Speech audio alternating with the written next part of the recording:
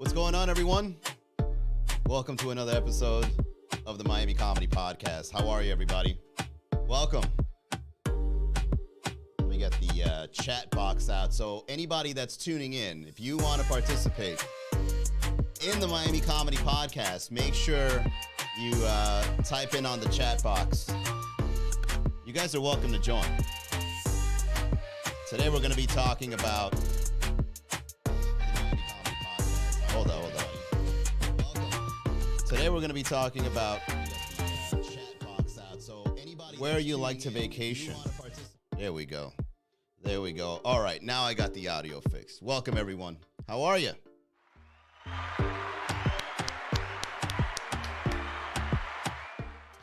So, we've got some new followers today. We got a really good meme out. Who knew that Drake and Kanye West were such pop stars in Miami? Wow! What a surprise. You make a meme with those faces and everybody starts flocking to your page. I did not do that on purpose. What's up, man? How are you? Juancho says, hi, everyone. Greetings from Medellin, Colombia. Hey! My dad is from Colombia. Great to have you on, Juancho. Thanks for joining us. Saludos desde Miami. I eat bandeja paisa very often in the city. And one place that I would recommend is a place called Masitas. There's one in Kendall that is absolutely delicious when it comes to food. Do you know why it's delicious? Because in the back, the owner's grandmother's doing the cooking. Now, some people might say, well, shouldn't she be retired? She loves it. There's nothing better than a grandma that's Latina in the back cooking for many people. Oh, it excites them. It brings them back to life. It adds a couple more years.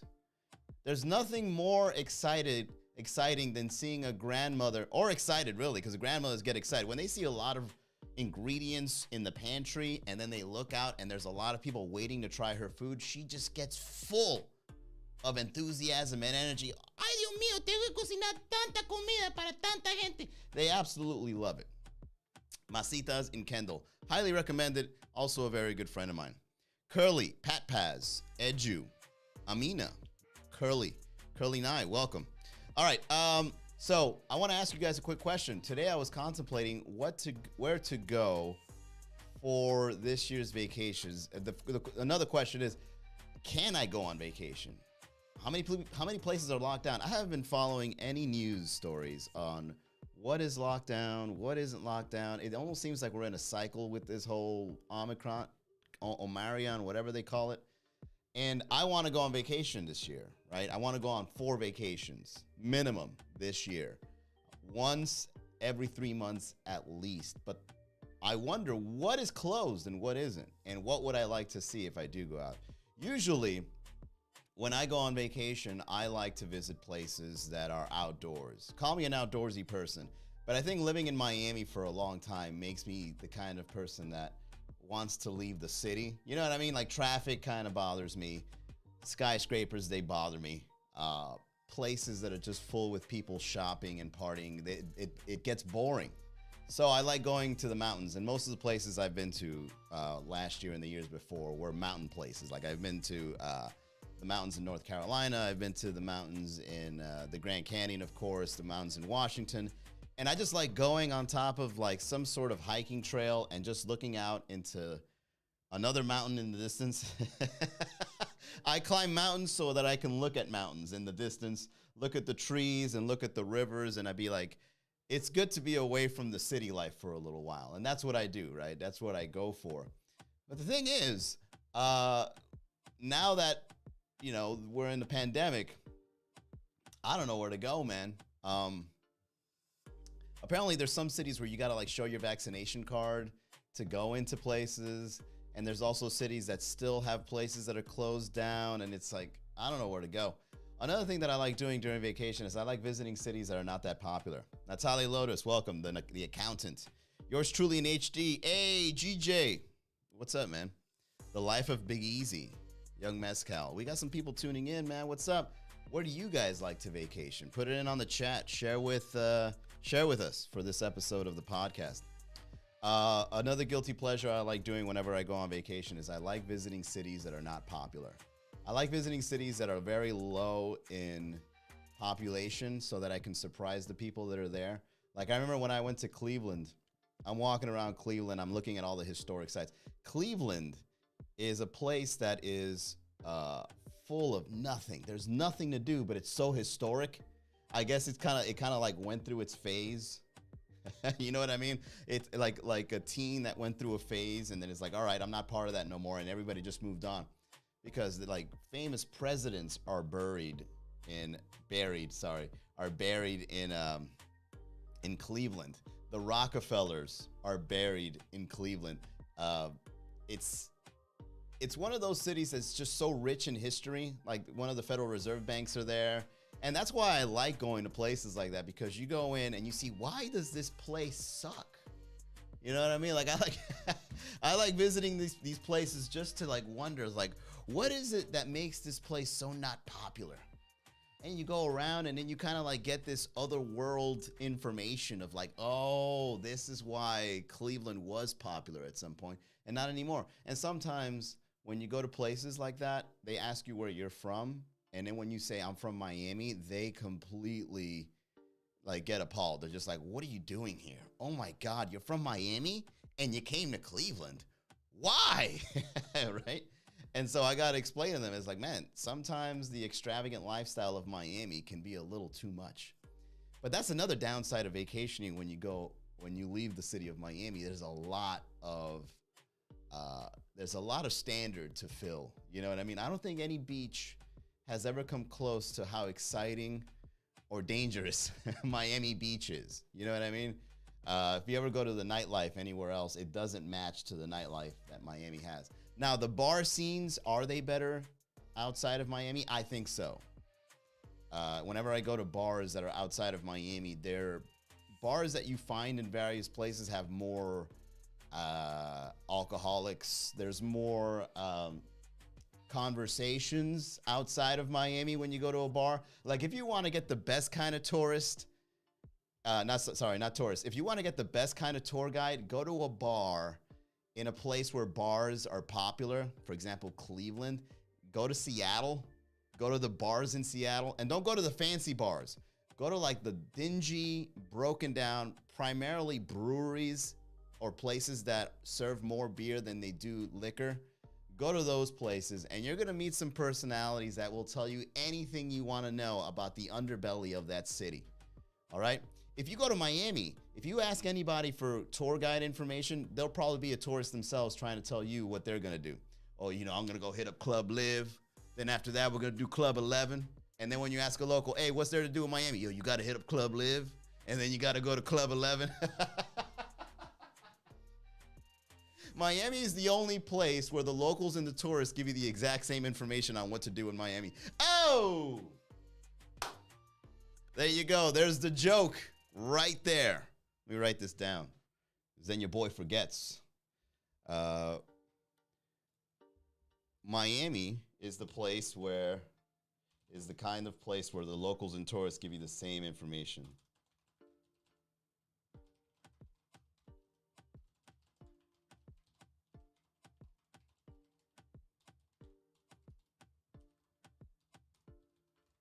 On what to visit, right? Because Miami, even though Miami is a popular vacation spot, there's only a certain amount of things to do in terms of extravagance, right? Hey, you know, I'm new to the city. Where should I go? Well, you got Brickell, you got Wynwood, and you got South Beach. Yeah, but I really want to get to know the city. Yeah, Brickell, Wynwood, and South Beach. What's there to do in Coral Gables? Coral Gables kind of sucks, man. You go eastbound on Coral Gables, it's just a bunch of canopy trees and restaurants. You don't want to go there, man. Go to Wynwood, get your purse snatched. Have you gotten shot in South Beach yet? Oh, you'll love it. Go to South Beach, go into an area where you're not supposed to go. Go into the alleys of South Beach and get mugged Miami style. You'll never forget it. If you want a memorable experience, go get robbed in South Beach. Go get your car towed at 3 a.m. in a place that didn't have any signs that told you not to park there.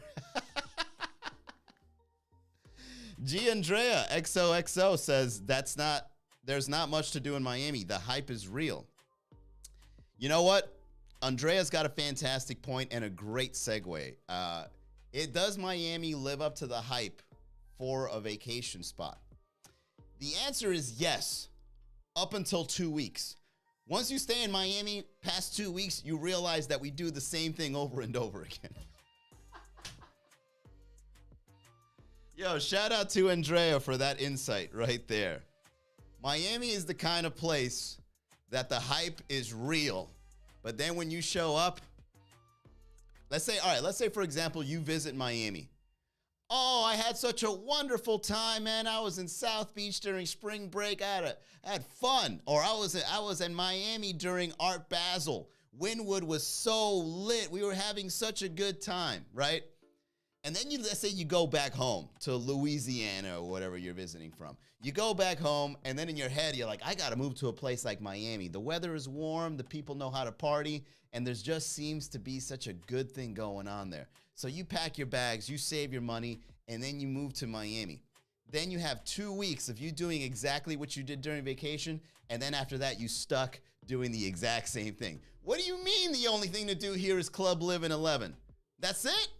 And Art Basel, I gotta wait till December to live like a tourist in the city that I'm living in? Oh no!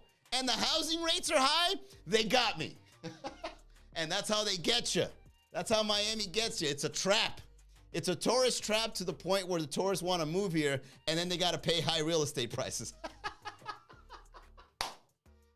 Hey, there's another joke. Shout out to Andrea. Andrea made that connection right there. So shout out. Well done, Andrea. All right. So Miami is like a tourist trap where tourists visit, move here, and get stuck with high real estate prices.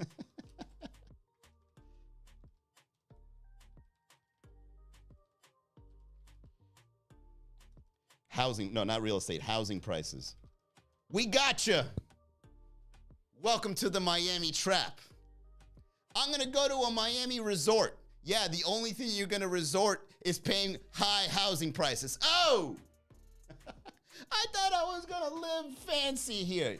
Nope, nothing here. Just the same nightclubs. Oh, are you tired of Club Space? Are you tired of Club 11? Are you tired of Club Live? Well, that's all we got. Shout out to Andrea.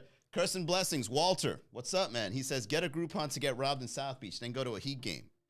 Something to tell, a story to tell people when you get back home. Yo, man, what you do in Miami? Yo, you wouldn't believe it, man.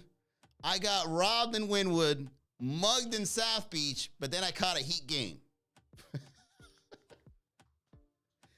That was the highlight of my vacation. And then I got my car towed, my rental car towed. Turns out the rental company and the tow company are in cahoots. My lawyer did some research on Hertz and Oscar's towing company. Turns out they're brothers. They've been following me the whole time. And then they got me in a place that didn't even say I couldn't park there. Yeah, the towing in Miami Beach is definitely next level robbery. It's like crooks, right? And they don't care, right? Because the thing is, if you get your car towed at 3, 4 in the morning, nothing matters except getting back in your car, even if it was a shady practice. Like, there's no sign here that says I can't park. Exactly. If you think about it, there's no sign here that says you can park. So, we towed your car. I'm sorry, bro. That's just how it is. Welcome to Miami. Bienvenidos a Miami. Whatever language you speak, your car's not here.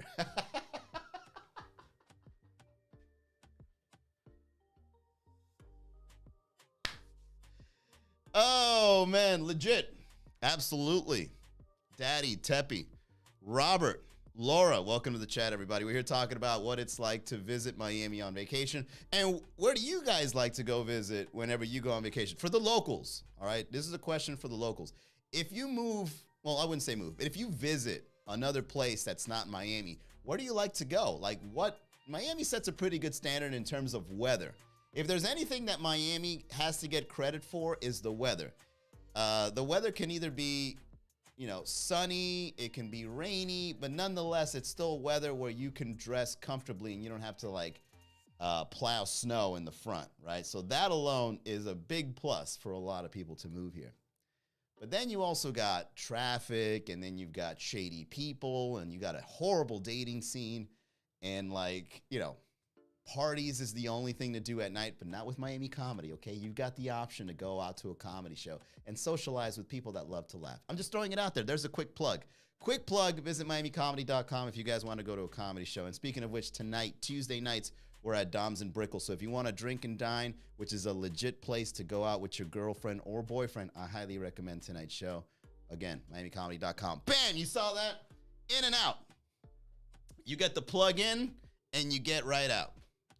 All right, Lorenza Sand says, don't forget that Florida's put up and put down hurricane shutters from June to November.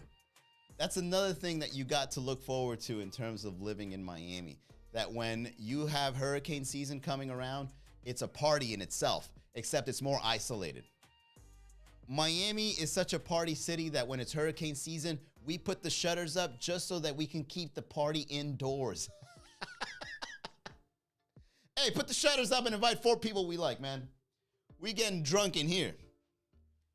Oh, the lights went out? That's fine. That's happened in the club before. Let's turn on the generator. And you know what? Plug a strobe light to the generator. Let's make it a little more homely here. Danny says, La Ciudad Marmol, Marimal. Nothing else to do.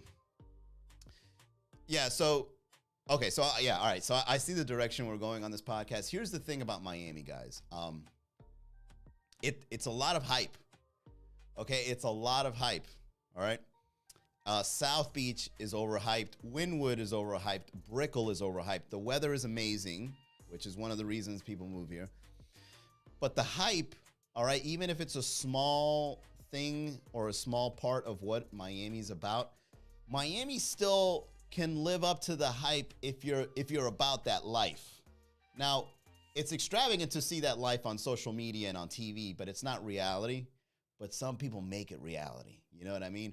Where every night a group of girls would go out and they would, hit all the bars and then hit all the clubs and then meet people and then grow their friends and networks and potential date partners. Like, that's a lifestyle in Miami. And if that's the lifestyle you're looking for, Miami is the place to be. Now, if you're like me, where my parents are Latino and they brought me here when I was very young, so now I'm raised in Miami, that's not really my lifestyle, right?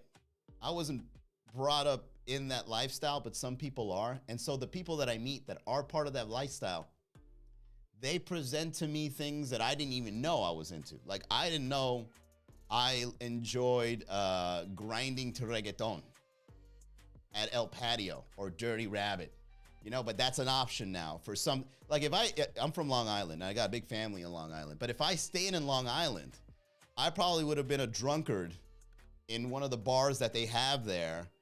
But now that but instead, since I'm living in Miami, I'm here grinding with lovely Latinas that are about that life. You know what I'm saying? I'm writing memes for that lifestyle. And so it makes me a completely different person, which is exciting in itself because it's a lifestyle that I probably wouldn't have gotten into if it wasn't for the city and its culture. Kick Rocks, David, what's up? Lorenza Sands says, always have glow sticks on hand in case of power outage. Start a Miami-style rave. Lorenza clearly hasn't been to a party since 2002. Yeah, Lorenza, I don't really think raving is a thing anymore in the city of Miami. I think raving went away early 2000s. I think. Maybe I'm wrong in terms of my partying. But the last time I went to a nightclub party in the city of Miami, it was a place where we were dancing to reggaeton, trap music. And then the most recent thing that I did outside of a party was I went to go see a band at, what's an interesting place to visit in Miami that's very small, but it's popular, especially amongst the wealthy. Have you guys ever heard of this area called Buena Vista? I think it's like in Biscayne, like a little up north in Miami. Have you guys been to Upper Buena Vista? So get this. I went to go see a band because I'm cultural from Israel perform there, right? And it's like this funk band. They're good. I believe they were called Yemen Blues or something like that. And I went to go see this place, right? And I go up to Upper Bueno Vista. And I highly recommend it. I mean, if you guys are into like Middle Eastern food and culture, and if you want to just be surrounded by rich people from Sunny Isles, I would say like Russians, people from Israel and the Mediterranean and all that. Upper Buena Vista is a cool place to go, but get this, man, it's a little too much in terms of the whole spiritual thing, you know, because sometimes I go in, so me as a comic, right, I go in there and immediately my comedian radars like kick off. Like I go into Upper Buena Vista and I look around and I'm like, wait a second, there's something going on here. I thought this was a Middle Eastern place. It turns out this is where rich people go to pretend to be spiritual. You guys have got to go to Upper Buena Vista. You go in there and you could just feel the wealth. And there's so much money that they turn spiritual to the point where it's like they do meditation practices and they look like the kinds of people that they put on white clothes. They go to the beach and meditate. And then after like a day of doing absolutely nothing, they get wine drunk at this place.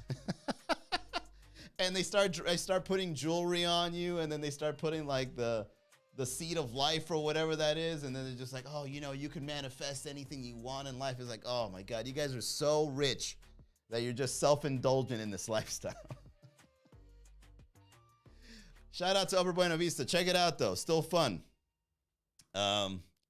Santos, what's up? Big homie Law. Andreina Yaoria. Welcome. Tank to Potoni. You called me out. Yeah, totally. Raves don't exist in Miami anymore, Lorenza. But yeah, I enjoyed it. I enjoyed Upper Buena Vista. You know, places like that kind of add a little more culture to the city of Miami. So shout out to them. A little too much on the spiritual side for my taste. But hey, man, it's just me. Maybe I'm wrong. Maybe eventually once I make enough money being a comedian, I would end up being that kind of person where I would show up to the live stream wearing all white. I'll probably have like dreadlocks. It'd be like, hey, everyone, welcome. I hope I get to enlighten you with my humor this evening. I would first like to start off by saying, detox and cleanse your energy from any misdoings from someone else. And then I just grab a glass of wine. Oh, and by the way, I like getting box wine drunk around these times, so excuse me while I sip on my favorite.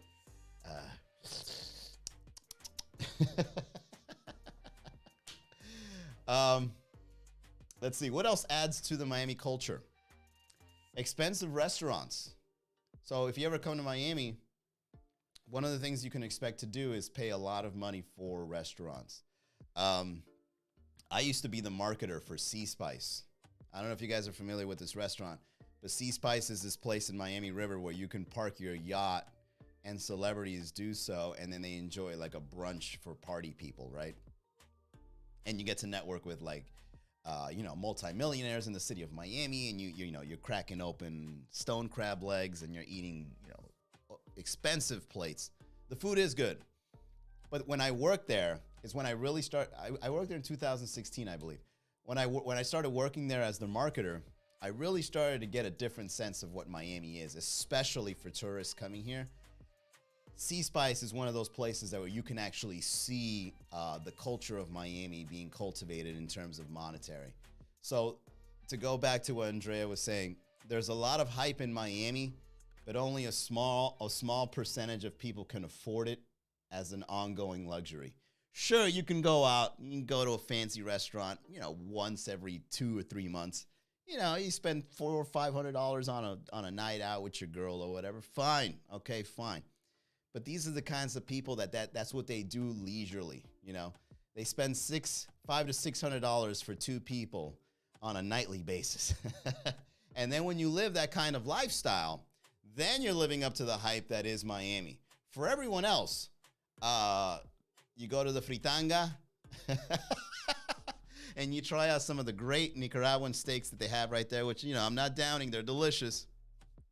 Okay? So there's a hype when it goes to being either a local or a tourist in Miami that gets overthrown very quickly once you realize that not a lot of people can live. I mean, dude, look at Ocean Drive. the amount of times that I've been price gouged on Ocean Drive, I'm surprised that they're getting away with it. Jimbalaya says fritanga is expensive too. What do you mean this is $12? It's just rice, beans, and a big ass steak. Yes, I got cacao too. What's the problem? $12? Come on now. I mean, I know we live in Miami, but look out for the people, bro. No, fritanga is absolutely delicious. Yeah, I think if you, all right, let me get back to what I was saying before I get to that part. The amount of times that I've been price gouged in Miami Beach is mind blowing on how they're getting away with it. I mean, I think I saw this online somewhere where they trick you with the, get one big margarita and then you get the second big margarita for free, and it turns out the one big margarita is $80, and you're like, well, wait a second, then that means each margarita is $40. Yeah, that's how we get you. All right, enjoy your big ass margaritas that you probably can't even finish on your own. And then you order like that margarita, and then you order like a basket of onion rings, and the next thing you know, you're paying $220 because they had a 30% gratuity or whatever on top of that. Right? And so next thing you know, and that was just for me, right? $200 just one day out of the blue somewhere in Ocean Drive. And the reason why they get away with it is because Miami is known for people to pay those kinds of prices. Because Miami is almost like, it's not called price gouging. They'd rather call it price challenging. I dare you to pay these prices. I dare you to come here, get 2 margaritas and a basket of onion rings and pay $220. Who's up for the challenge? Oh, well, I'm a wealthy guy. Oh, well, I'm trying to impress this girl, so I'm in. How much? $220? Let's do it. I got 2 big margaritas and some fried food here for $200. That's right. Oh, you better not be embarrassing me in front of my girlfriends while I'm out of town. Hell no. I'm paying these prices.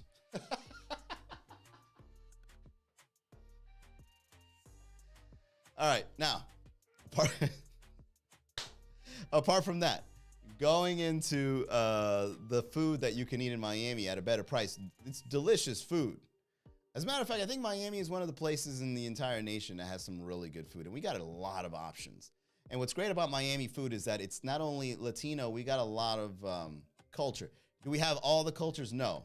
There's, of course, places like New York, unfortunately to say, is a little more cultured than Miami. I'm sorry.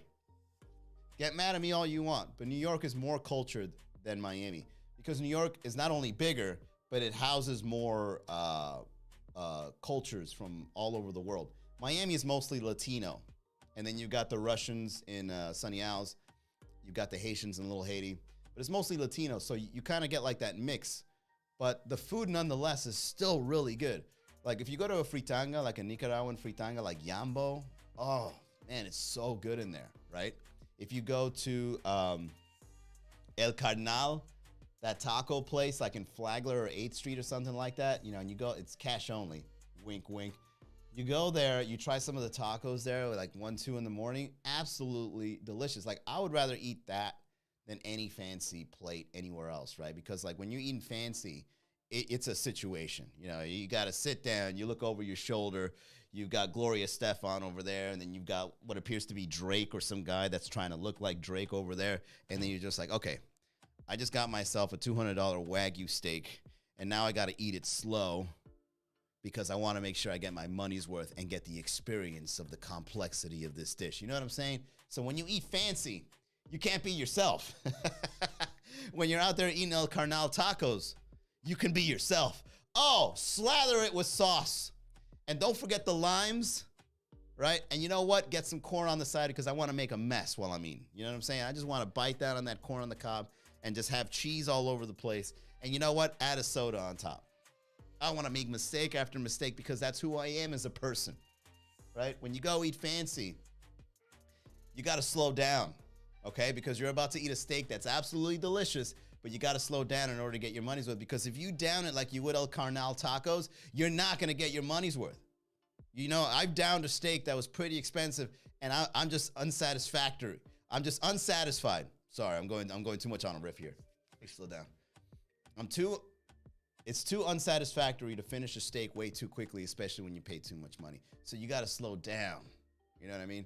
and you got to get your knife out and your fork out, and you got to do the slow cuts, and you got to dip it in the peppercorn sauce, and you got to smell it, and you got to do it's got to be a whole experience.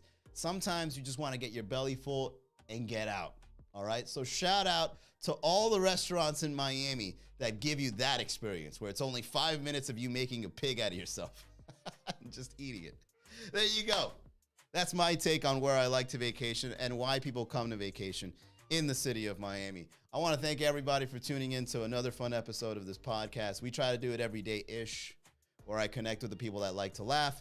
You help me find some funny. Shout out to Andrea for the connection of today's joke. You'll be seeing it in a meme shortly. And if you guys want to come out to a comedy show, tonight we're at Dom's in Brickell, and that's every Tuesday at 9 o'clock. Tomorrow night, if this is too short notice, you guys can come out to our comedy show over at Casa Tiki in Calle Ocho, which is another great location for tourists to visit, by the way. Little tourist trappy too, right? Arroz con pollo over there is $12. It's a bit much. Food's still good nonetheless, and of course, if you ever want to have a mojito, Calle Ocho is the place to go. Ball and Chain being a great example of where to get a good Miami drink. So tomorrow night, Calle Ocho, we're at Casa Tiki at 9 o'clock. Ladies drink free from 8 to 10 p.m. So if you got a girlfriend, or if you're a girl and you've got girlfriends, join us at Casa Tiki Wednesday night tomorrow, 9 p.m., or come a little bit earlier so that you can enjoy the drinks that we have at the open bar. All right, everybody, visit MiamiComedy.com to see our events calendar, and I hope to see you at a show real soon. Have a great night, everybody.